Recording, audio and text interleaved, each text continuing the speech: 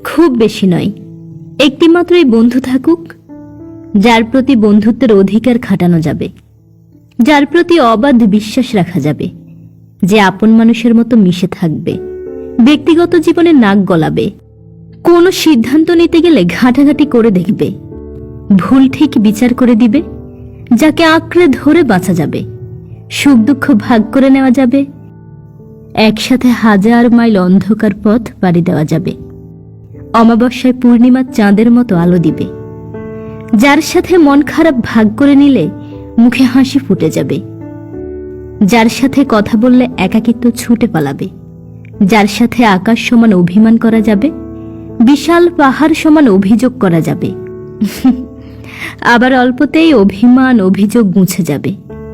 কেন জানি না, এমন বন্ধু ভাগ্যে জুটা বড় দায়। বারবার কিছু মানুষকে বিশ্বাস করতে গিয়ে ঠকে যাওয়া, তারপর কাউকে বিশ্বাসযোগ্য ভেবে আবারও ঠকে যাওয়া এ শহরে নিত্যদিনের ঘটনা।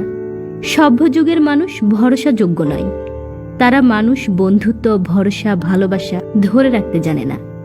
প্রবল অন্ধকারে ঠেলে দিয়ে তারা চলে যেতে পারে, ভীষণ কোলাহলে হাত ছেড়ে চলে যেতে পারে। একটা মানুষ দিনের পর দিন ঠকতে ঠকতে কাঠ হয়ে যায়, এরপর আর কাউকে বিশ্বাস করা যায় না। মানুষ মরতে ভয় পায় না, ঠকতে ভয় পায়।